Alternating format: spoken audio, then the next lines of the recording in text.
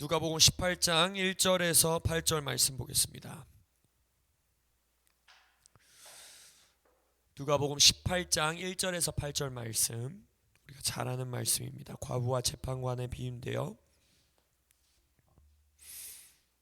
다 피셨다면 저와 함께 큰 목소리로 8, 9절의 말씀 읽도록 하겠습니다. 시작. 예수께서 그들에게 항상 기도하고 낙심하지 말아야 할 것을 비유로 말씀하여 이르시되, 어떤 도시에 하나님을 두려워하지 않고 사람을 무시하는 한 재판장이 있는데, 그 도시에 한 과부가 있어 자주 그에게 가서 내 원수에 대한 나의 원한을 풀어주소서 하되, 그가 얼마 동안 듣지 아니하다가 후에 속으로 생각하되, 내가 하나님을 두려워하지 않고 사람을 무시하나 이 과부가 나를 번거롭게 하니 내가 그 원한을 풀어주리라. 그렇지 않으면 늘 와서 나를 괴롭게 하리라 하였느니라. 주께서 또 이르시되, 불의한 재판장이 말한 것을 들으라. 하물며 하나님께서 그 밤낮 부르짖는 택하신 자들의 원한을 풀어주지 아니하시겠느냐? 그들에게 오래 참으시겠느냐? 내가 너희에게 이르노니 속히 그 원한을 풀어주시리라. 그러면 인자가 올 때에 세상에서 믿음을 보겠느냐 하시니라. 아멘. 우리 3월 코람데오 특별 기도회 주여 우리에게 기도를 가르치소서라는 제목으로 우리가 이제 이틀째 모이게 됩니다. 처음부터 광고했던 것처럼 오늘과 이제 내일 그리고 주일까지 또 어제부터 4일간 우리가 이제 기도회로 모이고 있습니다. 그래서 오늘 여러분들과 나누기 원하는 기도에 관한 것들은 바로 이런 말씀입니다. 우리가 어제 기도는 무엇이고 왜 기도해야 되는가에 대해서 말씀을 나눴고, 우리가 기도에 대한 정의와 또 그 정의에 따라서 왜 기도해야 되는지를 배웠습니다. 세 가지 정의와 왜 기도해야 되는지 이유들 생각나십니까? 첫 번째, 기도의 최종 정의는 무엇이라 했습니까? 하나님의 통치 질서 아래 우리가 거하는 것입니다. 우리가 기도한다라는 것 이유 자체가 하나님의 통치 질서 아래 살아가는 자입니다 라는 것을 드러내는 행위이고 열매라 하였습니다. 가장 가시적이고 가장 명확하게 드러내는 열매라 했지요. 그렇다면 우리가 또 왜 해야 하는가? 이유는 무엇인가? 지속적으로 매일매일의 삶에 우리가 하나님의 통치 아래 거하여 살기를 위하여 우리는 기도하는 것입니다. 그래서 하나님의 통치 질서 아래 거하는 자들은 복을 받아 창조의 목적을 이룰 수 있다라 그랬죠. 뭐였어요? 생육하고 번성하고 땅에 충만하여 이 땅을 정복하고 다스리라. 그럼 우리가 왜 기도해야 됩니까? 두 번째 이유, 우리가 창조 목적, 우리의 삶의 부르심을 온전히 성취하기 위하여 우리는 기도해야 합니다. 그 우리가 삶의 부르심을 성취하는 것 가운데에 우리가 하나님께 복을 받고 하나님의 통치 질서 아래 거할 수 있는 유일한 길은 무엇입니까? 성령과 교통함으로 하나님과 하나 되는 것입니다. 내가 주 안에 주가 내 안에, 아버지와 아들이 하나인 것 같이 우리가 주 안에 거할 때에 너희는 나의 안에 거하라. 거할 때에 우리는 주님의 통치 질서 아래 사는 것이고 우리의 창조 목적을 이룰 수 있는 것이라 하였죠. 그래서 우리가 세 번째 기도해야 되는 이유는 무엇이다? 주님과 온전한 연합을 이루기 위하여 우리는 기도해야 된다 했어요. 그래서 기도의 정의, 기도의 목적, 이것을 아는 것이 너무 중요합니다. 기도의 정의와 목적을 모른 채 기도하기 때문에 우리의 삶의 기도에 대한 많은 질문들과 문제들이 발생합니다. 첫 번째 볼까요? 만약 기도를 상황을 바꾸는 어떠한 힘, 문제 해결을 위한 수단이다라는 정의가 우리 안에 있다면, 그것이 우리의 목적이 돼버린다면요, 그럼 그런 사람들의 기도의 이제 집중이 어떻게 되겠어요? 돌파하자, 기적을 구하자, 상황을 바꾸자, 산이여 옮겨질지어다, 바다여 가라앉을지어다, 적군들이여 물러갈지어다 기도하겠지요. 그랬을 때 이것이 잘못된 기도예요, 아니에요? 아니죠. 주께서도 우리에게 그렇게 기도하라 하셨고, 너희들이 기도할 때 산이 움직이겠다 하였고, 그렇기 때문에 기도를 시작하고 기도를 해나가는데 아무 문제가 없는 기도입니다. 근데 언제 문제가 발생해요? 안 됐을 때. 기도를 아무리 오래를 했는데 돌파를 위해 기도했는데 돌파가 안 될 때, 그러면 어떠한 이제 신학을 만들어내게 됩니까? 돌파가 안 됐어도 영적으로 돌파가 있었던 거야 라든지, 아니면 길게 뭔가 이루어지지 않을 때 또 어떠한 문제가 생겨나요?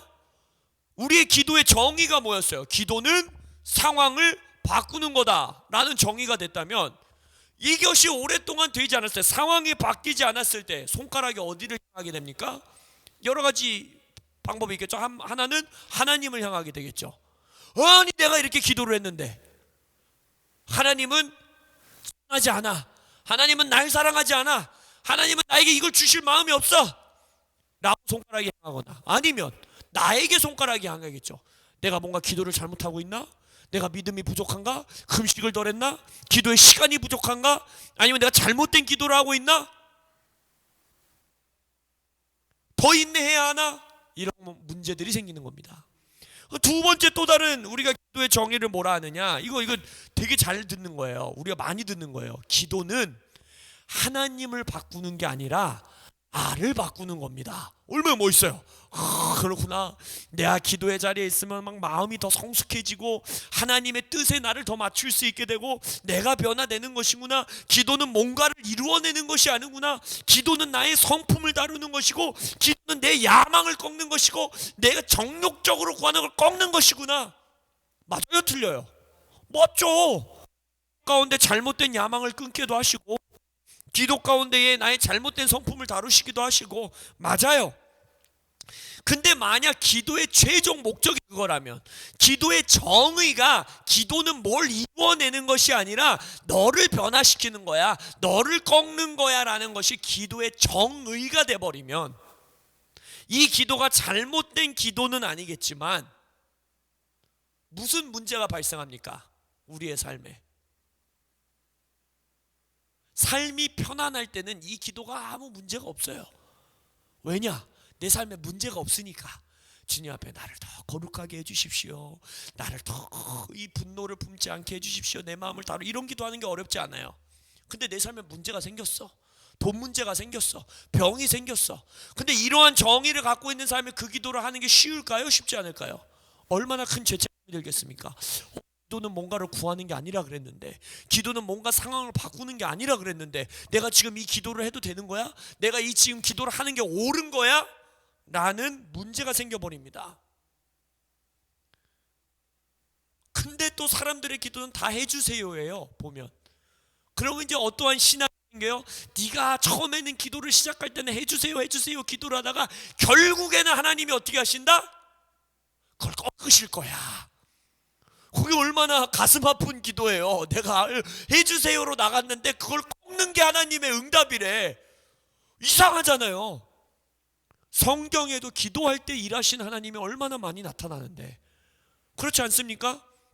예수님도 기도할 때 너희들이 믿음으로 선포할 때 산이 움직이겠다 했는데, 이러한 기도의 정의를 갖고 있는 자들에게는 기도에 힘이 없습니다. 기도에 열정이 없습니다. 기도에 열심이 없습니다. 그리고 많은 경우 하다가 말아버립니다. 성경의 많은 부분은 보고 믿게 하시는 하나님이십니다. 기독교의 믿음은 무턱대고 믿는 것이 믿음이 아닙니다. 내가 하나님 것을 보아라 합니다. 모세의 기적을 베푸실 때도 뭡니까? 이것으로 인하여, 이 기적으로 인하여 너희가, 또 바로가, 애굽인들이 내가 너희의 여호와 하나님인 것을 보고 믿게 하리라, 알게 하리라 라고 말씀하시잖아요. 우리가 지난주였나요? 지지난주였나요? 금요철야에서도 배웠던 것이 무엇입니까? 예수의 부활의 증거를 드러내기 위하여 표적과 기적과 이사를 주신다고 하시잖아요. 그것을 위해 기도하는 게 전혀 잘못된 것이 아니라는 것입니다. 근데 이러한 기도를 하면서 오는 혼란들, 기도를 오면서 혼돈들, 기도를 하면서 오는 질문들, 기도가 어려워지는 이유, 지금 보신 것 같이 무엇입니까?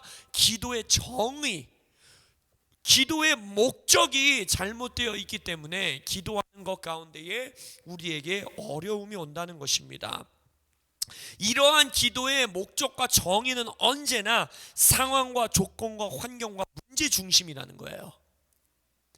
기도의 종착지가 상황이 변하는 것이든 내가 변하는 것이든, 아까 말했듯이 그것에 우리의 기도의 정의와 기도의 목표가 있어버리는 순간 우리는 특정 상황 안에서 특정한 기도를 할 수밖에 없습니다. 이해하셨어요? 특정한 상황 안에서 그 특정 특정 상황이 변화되도록 아니면 이 특정 상황이 어떻게든 돌파되도록 기도할 수밖에 없는 거예요.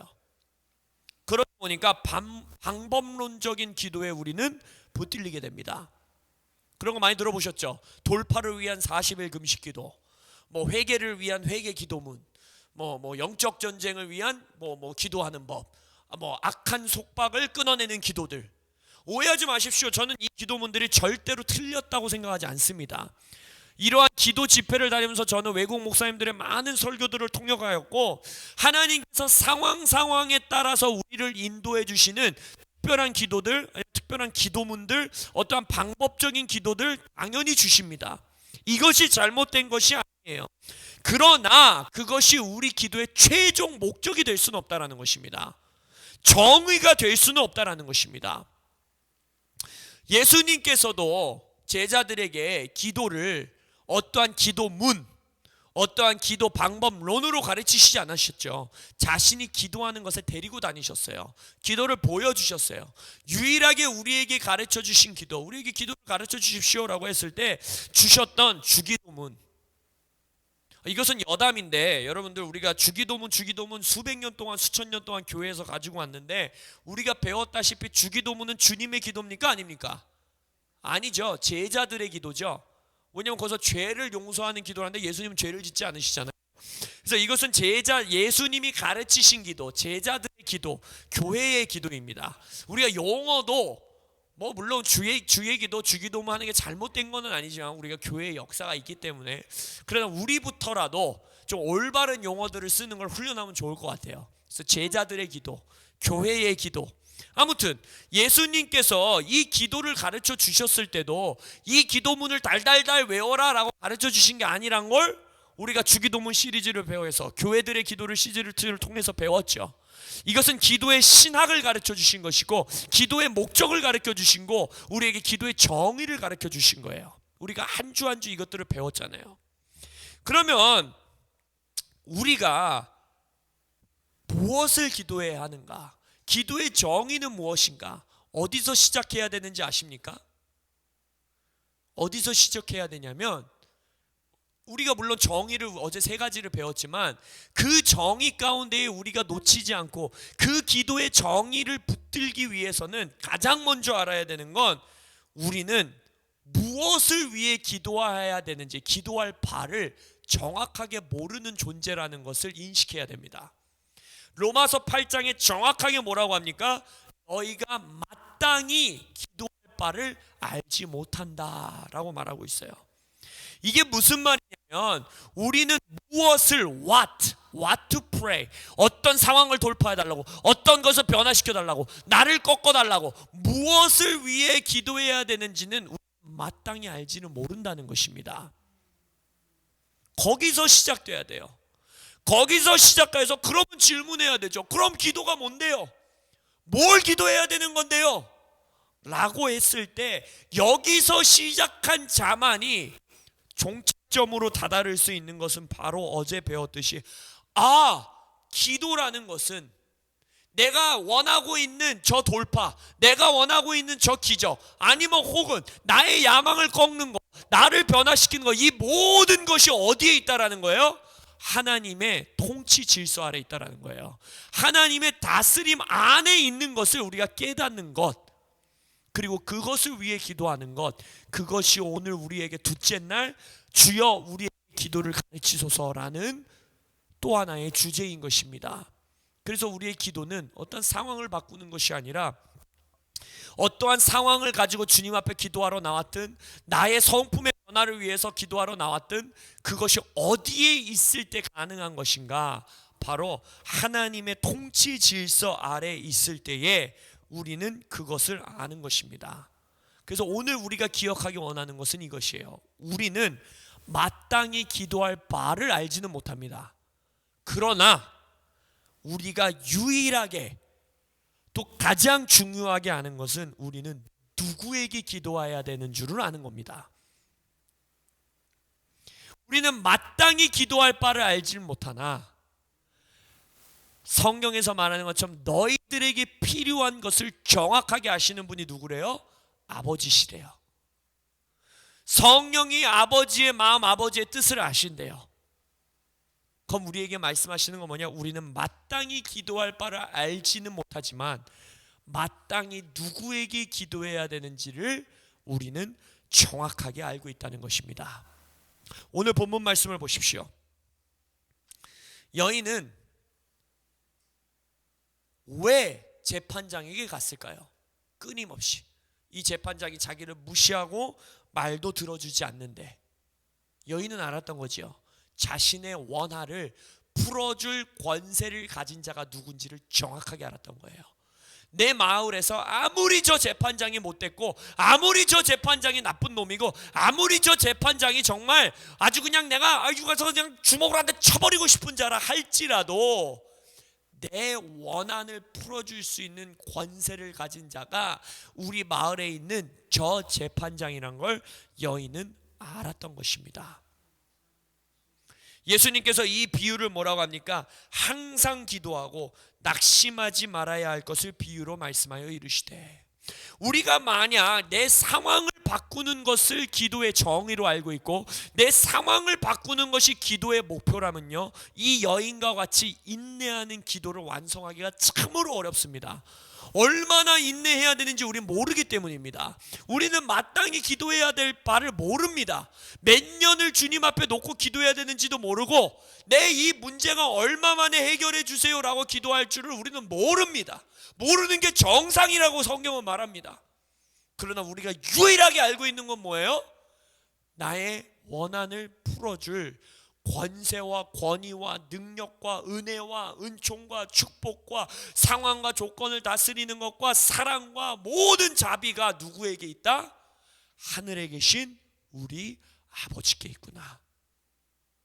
이것이 우리의 기도가 정의가 될 때, 하나님의 통치 질서, 왕 되신 하나님께 기도하는 것 자체가 목적이 될 때에 우리는 인내를 완성할 수 있습니다.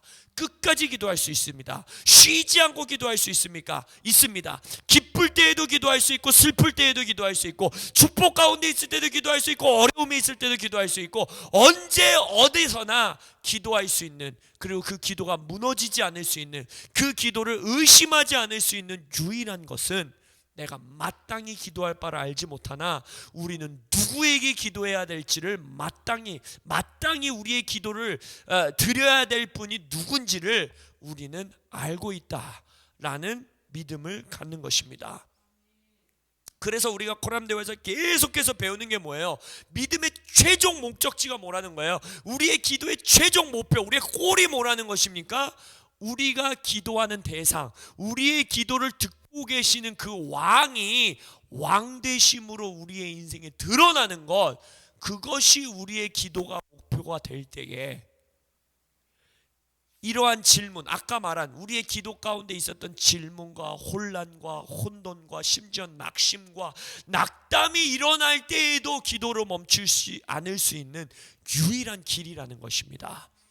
내 상황과 조건을 난 다 이해할 수 없고 내 어떠한 상황과 조건 가운데 어떠한 기도를 해야 되는지 난 마땅히 알지 못하고, 그러나 어떠한 상황과 조건 속에서도 마땅히 내 기도를 받으실 만한, 마땅히 내 기도가 향해야 되는, 마땅히 우리의 기도의 대상이 되셔야 하는 그 분을 우리는 명확하게 알고 있다는 것입니다. 그래서 우리의 기도는 무너지지 않게 되는 것입니다. 이 기도로 나아갈 때에 우리가 원하고 있는 돌파, 우리가 원하고 있는 기적, 또 아까 두 번째 사람들이 쉽게 가지고 있는 정의, 내가 변화되는 것, 나의 야망이 꺾이는 그것, 나의 잘못된 성품이 바뀌는 그것, 그 모든 것이 어디에 있다라는 거예요? 왕이신 하나님에게 있다라는 거예요. 그래서 예수님이 하나님의 나라와 의를 먼저 구하라, 그리하면 이 모든 것이 너희에게 더해지리라 라는 것은, 야, 먹는 문제 기도 좀 하지 마, 너 문제 있다고 나한테 기도 좀 하지 마, 듣기 싫어 라는 게 아니에요. 기도의 정의를 말씀하시는 겁니다. 기도의 목표를 말씀하시는 겁니다. 기도의 정의는, 얘들아, 너희들이 먹는 문제, 마시는 문제, 입어야 되는 문제 있는 거 주님이 다 아셔. 다 아시고 계신 주님에게 기도하는 게 기도의 정의라는 거예요.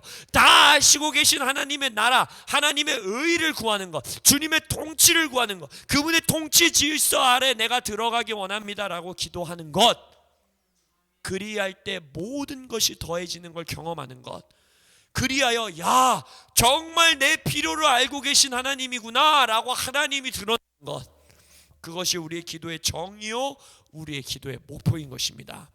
할렐루야.